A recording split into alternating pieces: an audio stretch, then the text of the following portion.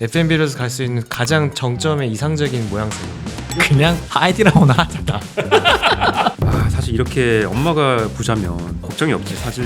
그러면 뭐 매출 손익 어마무시하다, 코로나 때 힘들었던 거 이미 다 극복했고 엄청나게 크다, 여기는 사실 이제 매장 늘릴라 치면은 갈 데는 훨씬 많을 것 같고 이해는 했고, 그 다음에 아까 저희 뭐 주제 오늘 얘기하는 것 중에 여기가 고급 레스토랑이잖아요. 그 고급 레스토랑이다라는 걸 재무제표를 통해서 뭐 회계적으로 이야기할 게 있다고 이야기하셨는데 뭐 그게 좀 어떤 내용인가요? 그러니까 뭐 재무제표만 보면은 뭐 딱히 그렇게 할 이야기는 솔직히 많이 없습니다. 뭐 얼마 벌었고 얼마 썼냐가 하면 되게 중요한 거니까. 그럼에도 불구하고 어쨌든 제가 재무제표를 좀 보니까 어쨌든 회사가 추구하는 방향이 고급 레스토랑이잖아요. 근데 그거를 확인할 수 있는 지표들이 굉장히 좀 눈에 띄게 보이더라고요.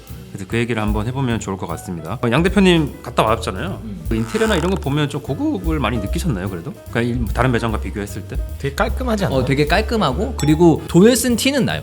좋습니다. 그럼 돈을 얼마나 썼는지 요거를 한번 확인해 보면 좋을 것 같은데, 뭐 어쨌든 고급 레스토랑을 지향하니까 고급 레스토랑이면 뭐 당연히 인테리어가 우리가 병원 같은데 딱 들어가봐도 와 의술이 너무 뛰어나 막 이러기보다는 일단 인테리어에서 압도당하는 게 있잖아요. 심리적인 안정감이 좀 들지.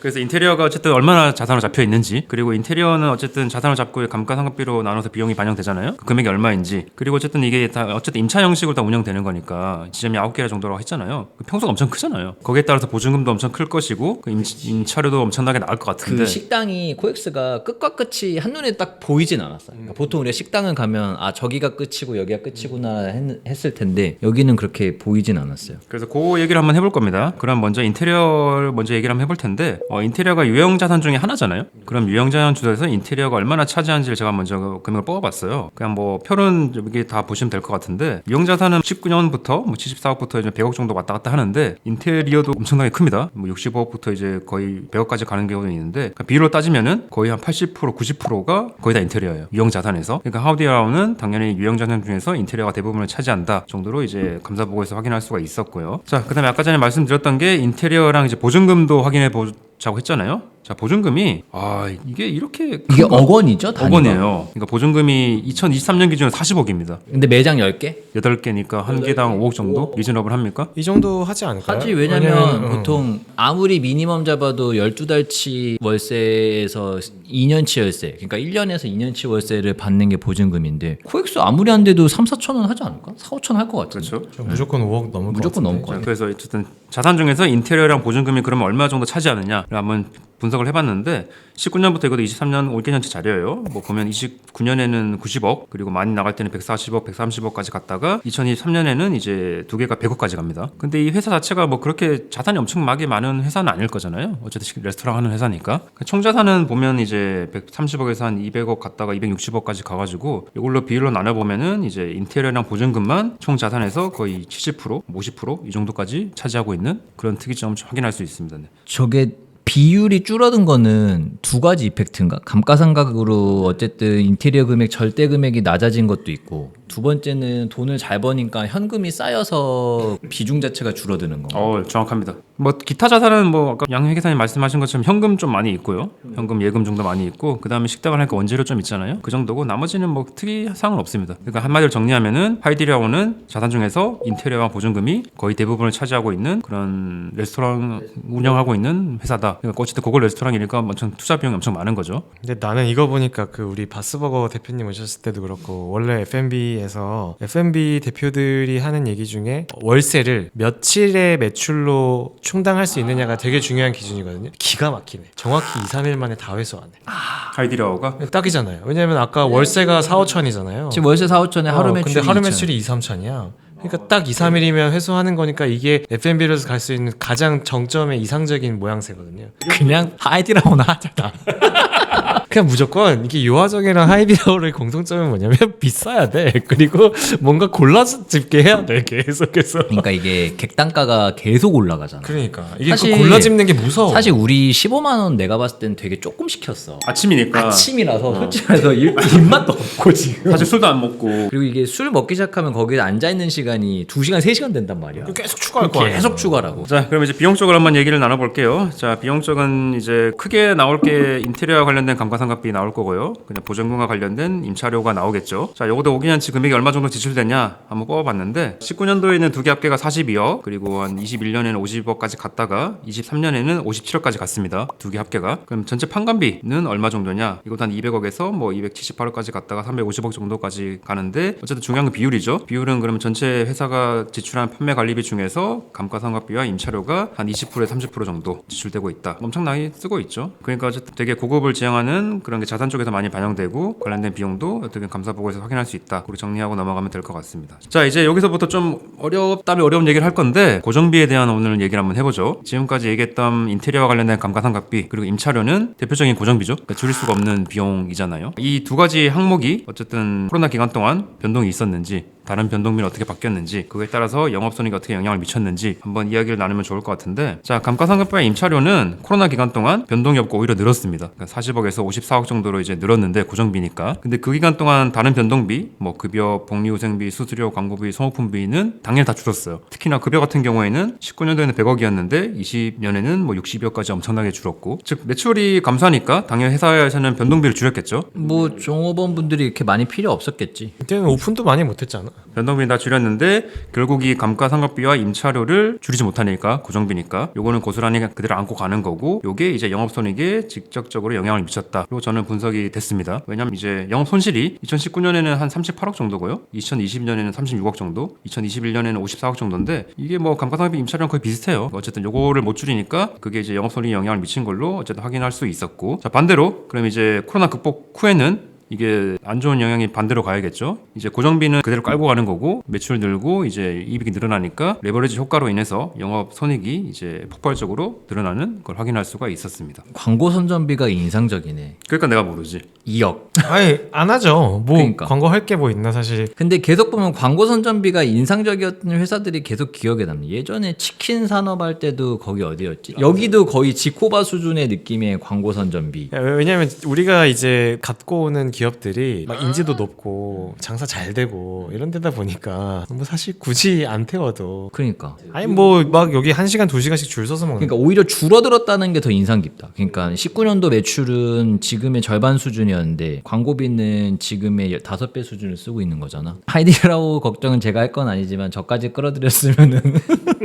잘하고 계신 것 같습니다. 그래서 정리하면 어쨌든 여기서 또 공헌이익이라는 개념이 나올 수도 있는데, 어쨌든 고정비 효과가 회사에 어떤 영향을 미치는지 그걸 좀 분석해 보는 수 있어가지고 한번 제가 좀 주제를 정해봤고요. 자, 여기서 좀 더 회계 공부를 해볼 건데 사실 제가 이거를 설명을 할 자신이 없는데, 회계 플러스 현금 흐름표가 다 섞여 있는 거 아니니? 그러니까 왜 회계가 어렵냐면 내가 돈 쓴 거랑 비용이랑 안 맞아서 어려운 거거든. 그게 회계죠 사실. 그게 그 어려운 말로 발생주의고, 이 대표적인 건데 보면 예를 들어서 인테리어 내가 10억을 썼단 말이야. 그럼 회사 대표님들은 비용이 10억 원어치가 한 방에 들어간 줄 알아. 그 쓴 해. 근데 이게 나눠서 들어가잖아. 2억, 2억, 2억, 2억, 2억. 그래서 쓴 해는 본인이 생각하는 이익보다 더 많이 나오고, 왜냐면은 나는 10억 썼다 생각했는데 비용이 2억 들어가고, 근데 그 다음에는 나는 돈을 안 썼는데 본인이 생각하는 이익보다는 이익이 줄어. 그래서 회계가 제일 어려운 거는 사실 감가상각 때문이야. 뭐 어렵긴 하지만 얘기를 한번 나눠보시죠. 그러니까 이제 영업손익, 감가상각비를 비용으로 반영했을 때는 아까 말씀드렸던 것처럼 막 마이너스 38억에서 코로나 한창일 때는 마이너스 54억까지 손실입니다. 자, 근데 이거랑 별개로 이제 저희 채널을 자주 구독하셨으면 이제 개념이 익숙하실 것 같긴 한데, 현금 흐름표상의 영업활동 현금 흐름은 어떤 걸까요? 설명을 좀 부탁드립니다. 쉽게 말하면 내가 38억이 손익계산서상으로는 손해봤는데, 그렇게 치면 보통 사람들이 갖고 있는 생각은 내가 현금이 38억이 빠졌다라고 생각을 하는 거거든. 근데 현금은 사실 19억밖에 안 빠졌어. 왜냐면 근데 왜 이렇게 20억이나 차이 나요? 물어보면, 야 너가 돈을 쓰진 않았는데 그냥 너가 예전에 쓴 돈이 지금 비용 처리된 거야. 그래서 장부상에서 손익계산서에서 생각하는 손익이랑 너가 그냥 실제로 계산기 두들려서 갖고 있는 현금이랑 차이가 나는. 그게 바로 감가상각비죠.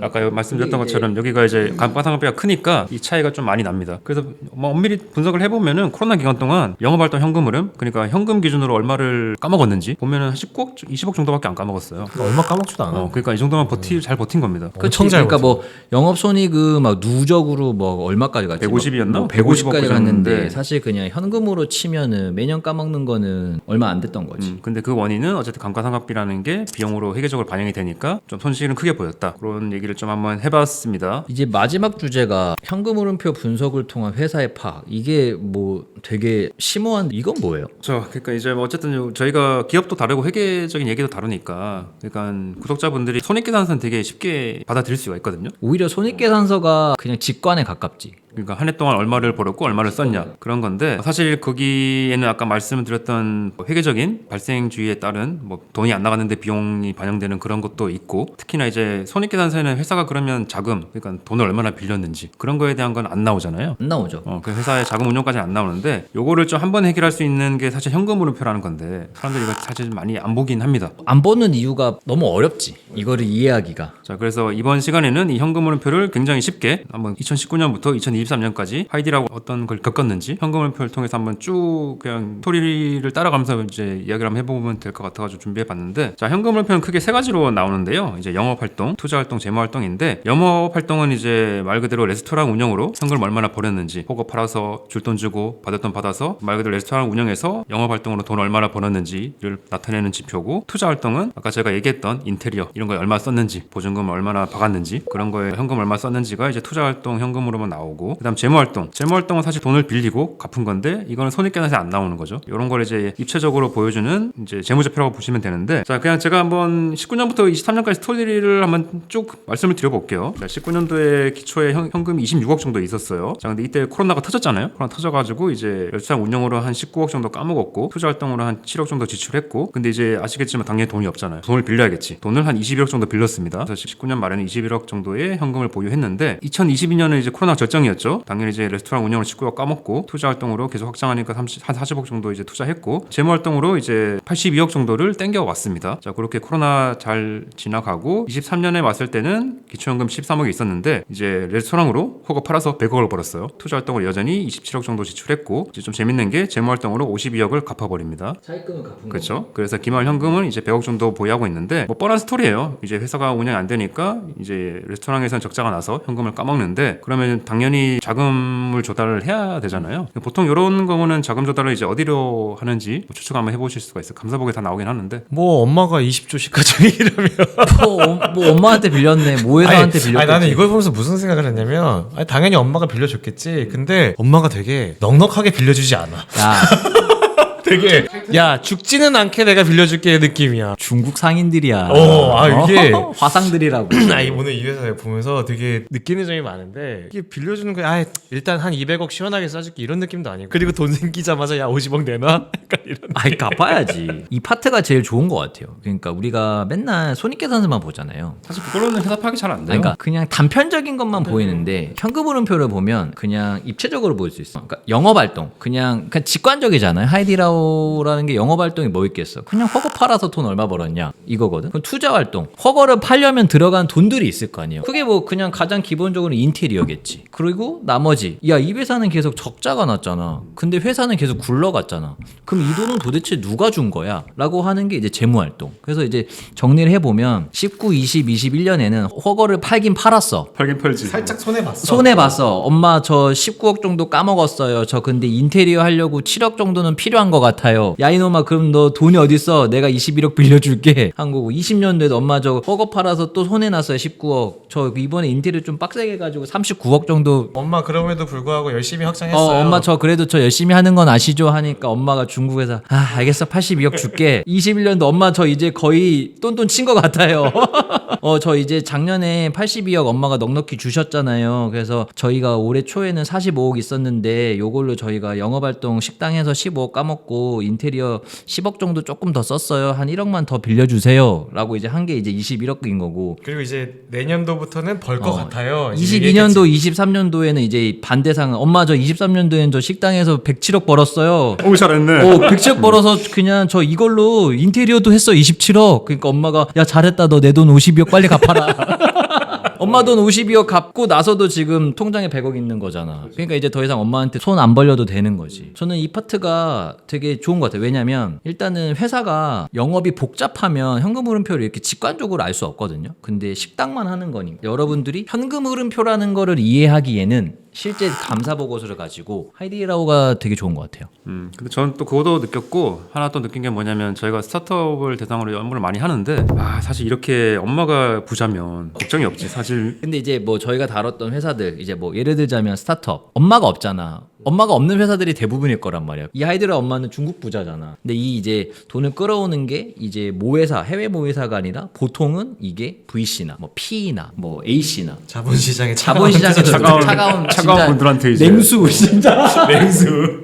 그래서 어쨌든 뭐 힘든 시기지만 뭐 당연히 모회사가 잘 지원을 해가지고 잘 버틴 것 같고 23년은 좀 시간이 많이 지났지만 경영 성과나 이런 거 되게 좋은 것 같아요. 그래도 24년도 기대되고 뭐 요즘에 또 확장을 하고 있는 것 같으니까 좀 더 잘 되지 않을까. 나는 이제 내가 마지막으로 하고 싶은 얘기가 사실 하이디라오 한국은 이만큼 돈을 벌 수 있는 지금 안 하고 있는 느낌이에요. 그냥 귀찮아 지금? 그러니까 이게 이 회사의 경영 철학일 수도 있을 것 같아. 왜냐면 엄청 오래된 회사여서 94년부터 했으니까 30년이 지났잖아. 그러니까 얘야 사업이라는 건 한 땀 한 땀 정말 제대로 정수 하나하나 매장을 내는 거야 이런 느낌이고 왜냐면 저는 엄청 비싸고 고급이면 엄청 비싼 입지에만 있을 줄 알았는데 9개 보면 가산, 뭐 영등포, 대학로, 부산역, 코엑스, 강남, 홍대 그러니까 메인이긴 한데 엄청나게 막 고급 입지라고 보여서 그냥 일반적인 상업지잖아요. 사실 더 확장하려 치면은 갈 수 있는 데는 훨씬 많을 것 같음에도 불구하고 뭔가 그냥 따박따박 차근차근 그러니까 이건 약간 이럴 것 같아. 그냥 입지 선정도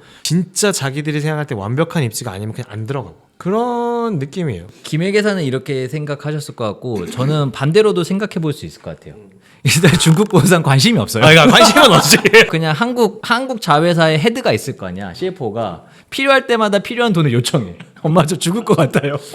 그러면 엄마가 쏴주고 엄마 저 용돈 필요해요. 그럼 이렇게 쏴주고. 어마어마한 회사일 거라고는 꿈에도 몰랐네. 그래서 어쨌든 뭐 이번에 야심차게 기업 체험도 한번 해보고 팔자였던 호거집도 가보고 이게 참 회계 공부하기가 좋네. 이걸 다 이해하시면 좋을 것 같아요. 심플하네. 그러니까 이제 저도 이제 회계적이긴 하지만 진짜 회사를 한번 가서 뭐 한번 직접 눈으로 보고 그렇게 한번 느끼는 게 되게 좋은 것 같아가지고 앞으로도 뭔가 기업 분석을 할 때 그런 식으로 뭔가 직접 체험해보고 숫자만 얘기한 것보다 구독자분들이 이런 회사구나 그런 걸 좀 많이 한번 준비를 한번 해볼 테니까 말씀드렸던 것처럼 하이디라우라는 캐주얼한 회사를 준비해봤고 플러스 뭐 재미는 없겠지만 뭐 가벼운 회계 공부까지 해봤습니다. 자 그래서 이제 저희는 기업 분석을 계속 준비를 하고 싶은데 아이디어가 많이 딸립니다. 댓글로 궁금하신 기업이나 추천하는 기업이 있으면 남겨주시면 저희가 한번 검토 후 촬영 한번 고려 한번 해보면 좋을 것 같습니다. 자 그럼 여기서 마무리하고 다음에도 또 재미있는 기업 가지고 오겠습니다. 네. 구독자 여러분 감사합니다. 네. 감사합니다. 네.